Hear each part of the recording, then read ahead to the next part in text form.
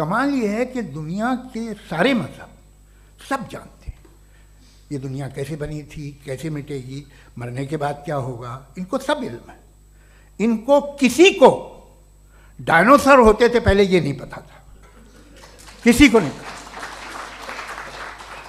किसी भी दुनिया की मजहबी किताब में डायनासोर का जिक्र नहीं है, लेकिन बाकी सब बातें, how to make universe in 4 easy lessons and बाकी सब पता है।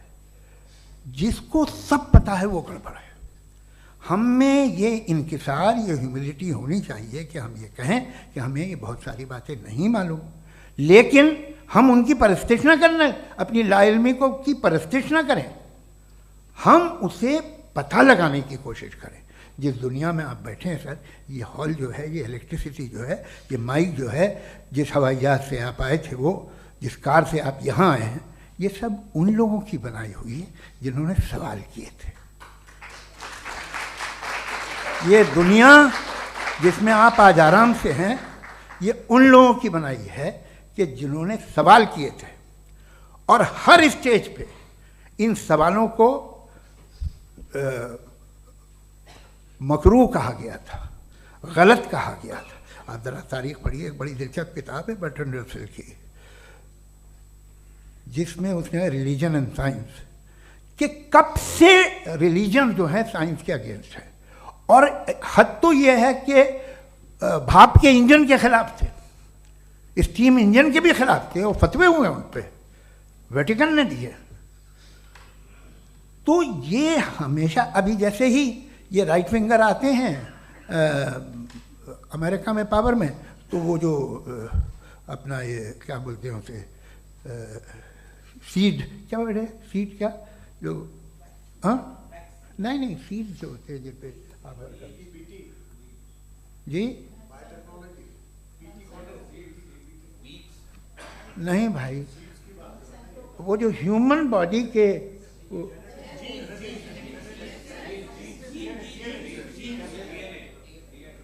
उस पर रिसर्च बंद हो जाती है, रिपब्लिकन नहीं करने देते। अरे भाई इतना डर क्या है तुम्हें? एक ज़माने में बहुत नाराज़ थे ये सारे मजहबी लोग कि ये इंसान तो इंसान बनाने की कोशिश कर रहा है। आपको क्या तकलीफ भाई, बना ले तो बना लेने दो, ये खौफ क्या है? और ये सब आज जो आप कह कर रहे हैं नामुमकिन है, ये कैसे हुआ? मुझे एक किस्सा याद आता है। जब मैं 6ठी क्लास में था तो मैं मैथमेटिक्स में बहुत वीक था, तो एक टीचर रख दिया गया, उसने 1 2 3 4 5 6 7 तो सिखा दिया मुझे। वो दिन मैं भूल नहीं सकता हूँ मुफ्ती साहब, जिस दिन उसने ये बताया कि 1/2 क्या होता है और 3/4 क्या होता है, मुझे ऐसा लगा कि मेरा सर बीच से फट जाएगा। ये आदमी कह रहा है कि जो दीवार के अंदर जाओ वॉक करते हुए। आज हंसता हूँ मैं इस बात पे। तो आज जो बातें आपके जहन से बिल्कुल परे हैं और आप हैरान होते हो उन्हें देख के, एक वक्त आएगा कि मामूली लगेंगे, और हुआ है। आपकी इंसानी तारीख ही है। इतनी जल्दी सारे फैसले आप मत कर लीजिए, थोड़ा ये ह्यूमिलिटी रखिए कि भाई ये हमें नहीं मालूम। ये कहने में क्या आ रहा है? ये यूनिवर्स कहाँ तक फैली, ये कब से है और कब तक रहेगी, हमें नहीं मालूम। आपने फैसला कर लिया कब बनी। ये आपके हिसाब से कोई 14 बिलियन ईयर बनी जो समझा जाता है। उससे पहले हजारों करोड़ों अरबों साल तक खुदा बैठा क्या कर रहा था? खामोश बैठा था, ऐसे ही जमाइयाँ ले रहा था। फिर उसे आइडिया आया, यार एक काम करते, वक्त अच्छा गुजर जाएगा, यूनिवर्स बनाते। सोचिए, वो तो हमेशा से है ना, मगर यूनिवर्स हमेशा से नहीं है, ये तो बनाई गई है। और उससे पहले क्या था, इनका क्या काम था? कैसी बात है, ये बड़ा आसान है। जो बात हमें आज धीरे धीरे पता चली है, बरसों 2000 और 2500 साल पहले आपको किसी ने बता दिया कि क्या था, आप मान गए, और तब से वही मान रहे हैं जो 2500 साल पहले कहा गया था। सब कुछ बदल गया है, सॉल्व हो रही हैं चीज़ें।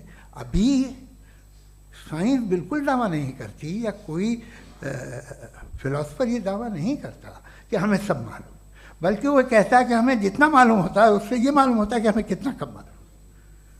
तो हम अपनी जहालत से लड़े, उसकी परस्तिश न करें। जी, टाइम है। Thank you so much. मैं तर्कों की श्रृंखला में राउंड 2 के लिए मुफ्ती साहब को आमंत्रित कर रहा हूँ। आपके पास एक बार फिर से 7 मिनट का वक्त है। शुक्रिया।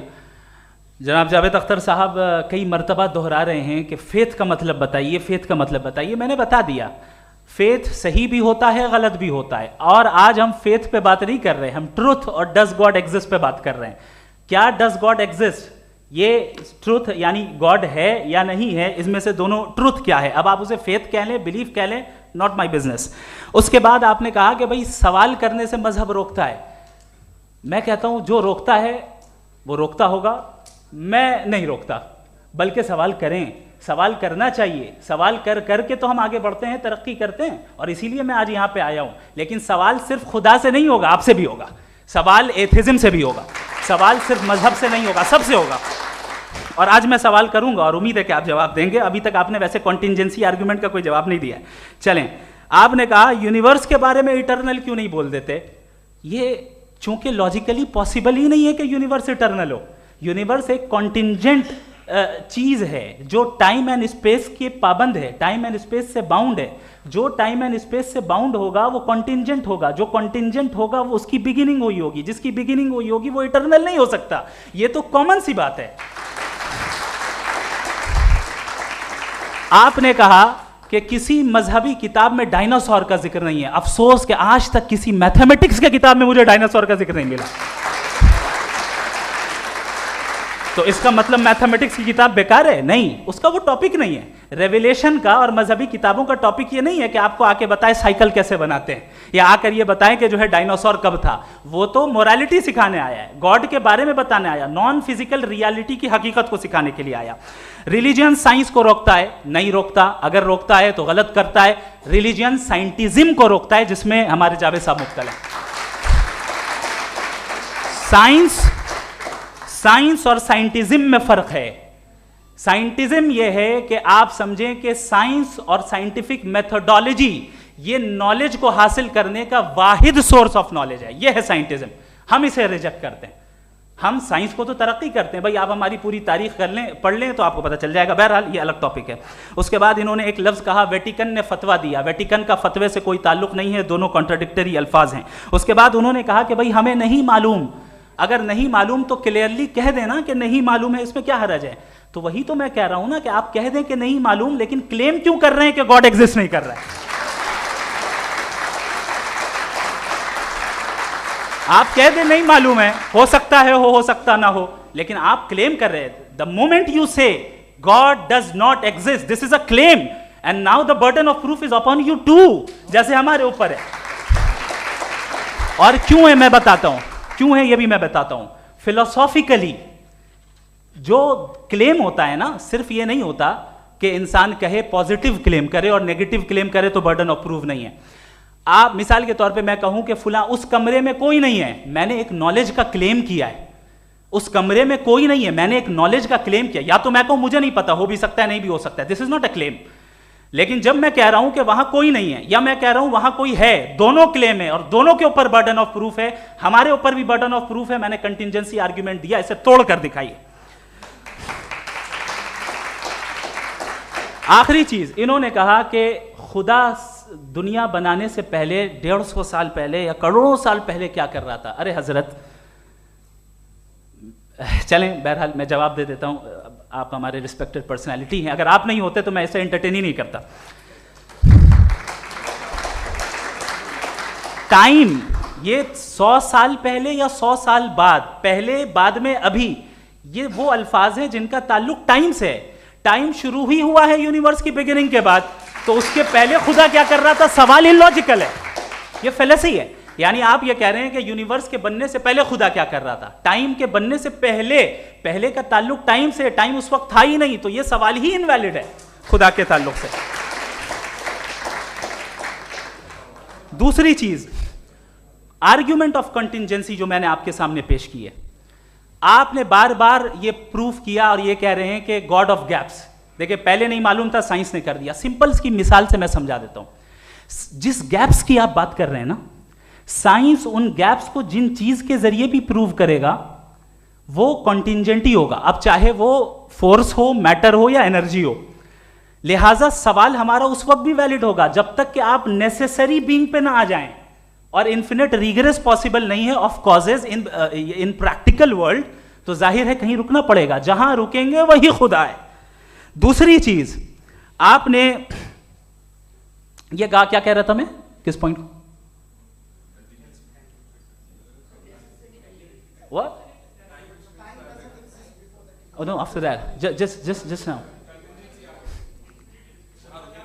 हाँ, जहां रुकेंगे वही खुदा है। बहरहाल, तो टाइम का जिक्र हो गया, गॉड ऑफ गैप, सॉरी, या इसकी एक मिसाल आप ले लें। एक कार है, एक साहब ने देखा कि भाई कार जो है उसके व्हील्स कितने अच्छे लगे हुए हैं सही जगह पे, स्टीयरिंग जो है कितने अच्छे जगह पे लगी हुई है, और सीट्स कितने वेल डिजाइंड है, कितनी प्रिसाइजली ये कार काम कर रही है, तो जरूर कोई ना कोई इसे क्रिएट किया है, किसी ने क्रिएट किया है। अब जावेद साहब आए और कहे, अरे जनाब बोनेट खोलिए, इसमें इंजन है, इंजन इस कार को चला रहा है, hence prove no one has created the car. This is illogical, this is irrational.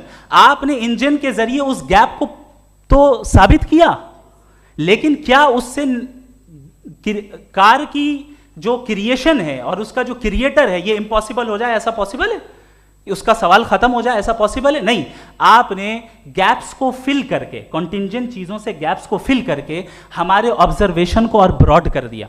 अब हमें और पता चल गया कि ये जो कार है इसका सिस्टम कितना ज्यादा कॉम्प्लेक्स है। पहले कम समझते थे, अब कॉम्प्लेक्सिटी और ज्यादा वाजे हो गई। अब हमें समझ में आ रहा है कि हमारी सर्टेनिटी और बढ़ गई कि जरूर इस कार को किसी ना किसी ने बनाया। यही मामला यूनिवर्स का है। साइंस हमेशा फिजिकल वर्ल्ड की चीजों को ही फिल करती जाएगी और फिजिकल चीजों से ही करती जाएगी, चूंकि एम्पेरिकल एविडेंस का ताल्लुक फिजिकल वर्ल्ड से है।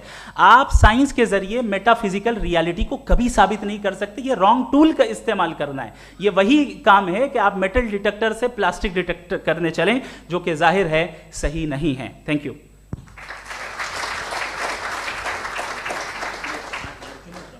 जी, ये आर्ग्यूमेंट का राउंड 2 है। हाँ। 7 मिनट है। पहले तो मैं आपसे अर्ज करूं कि आपने कहा कि जब कायनात ही नहीं थी तो वक्त भी नहीं था, कुछ भी नहीं था। कैसे नहीं था? खुदा था। एक एग्जिस्टेंस तो था ना खुदा का। तो जब खुदा था तो वक्त भी होगा। ऐसा नहीं कि कुछ भी नहीं था, खुदा था। अच्छा, बाकी एक आपने कहा साहब आप साबित कीजिए, आपके पास भी लॉजिक है, मेरे पास भी लॉजिक है। आप मेरा जिम्मेदारी नहीं है साबित करना कि खुदा है। बर्टन रसल ने बड़ी अच्छी बात कही। बर्टन रसल ने बड़ी अच्छी बात कही। मैं आपसे अगर ये दावा करूं कि एक चाय की केतली मरीख के चारों तरफ घूम रही है, मार्स के चारों तरफ, तो यह आपका काम नहीं है कि आप साबित करें कि कोई चाय की केतली नहीं है।